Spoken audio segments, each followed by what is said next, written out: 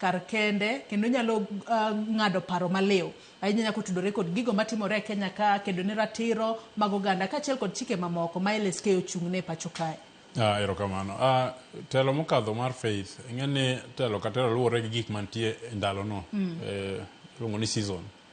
King'iyo higni ma prochiko gachiel ne nitie clamor for multi-party Zoom. LSK ne obedo involved kabisa.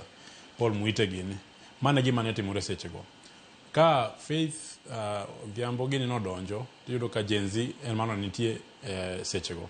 To ne gitimo matek ahinya kendo ne gitelo ne LSK ka girito ratiro mar oganda, jogo mani mako, jogo mana lal, ne giwuoyo ahinya, LSK ne ni everywhere. To telo maber mane giketo no ken mar council kende kech keta wan lawyers take across the country kano makata ng'ato Kisumu yudo ka lawyers ma Kisumu ni kanyo, lawyers ma Mombasa kamano. Koro Faith gini notelo maber nikech ratiro mar oganda mane bedo abused at that time. Yeah.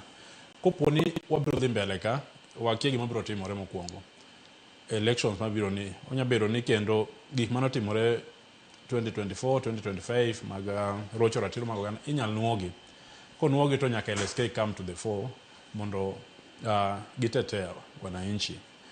Koro biro luwore gima timore but sani gima dhi mbele nadwa wacho ni influence mar government miwacho cha en gima osetimore ga chien kama nitie LSK president mano nyiso Moi mano diere kane hayati Moi pod nitie nodwaro ni LSK mondo bed part of KANU. Koro inyalo yudo jok ma kamago ok ginya koso ga e piny to gin joma bet tinde gin senior council winjo. Koro mago gik mosetimore. Koro influence gini go niga kanyo.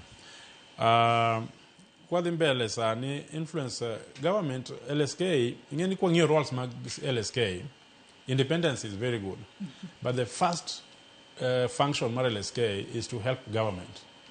Mana some mondo owinje direct mondo wawe bedo gi nuances about ingeni jowacho en magorruok ok en gorruok ahinya.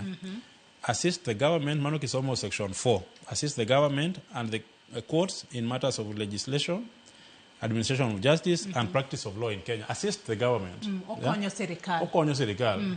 Koro no samoro ng'ato chiwo advice na sirkal to jomoko wacho ni gitiyo gi sirkal.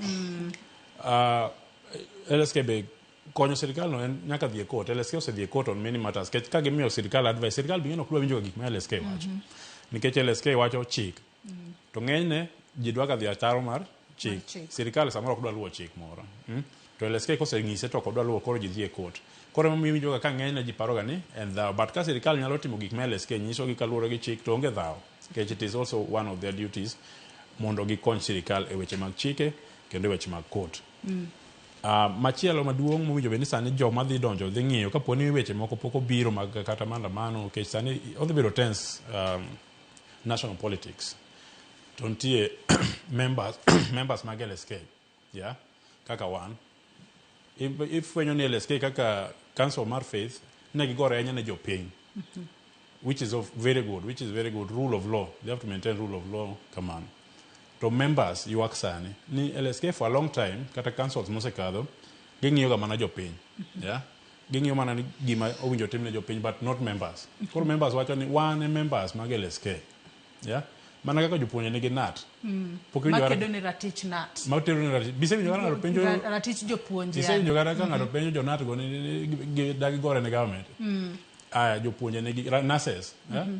Nurses dong nigi union. Bise winjo kaka gore ne jopiny miwinjo. They just fight for themselves. Koro sani gima wakinde dwaro. Ni wadwaro LSK mokwongo ng'iwa. There's a lot of challenges a young lawyers kwa chako gi joma tindo makore kodonje practice. Ji osemedore mang'eny. Higa mokalo chakenda pane no Chief Justice no admit maybe around 2000 To resources tingeni pod kuonde mwadhiye mag practices pod the same. Koro yudo ka resources tin to ji medore.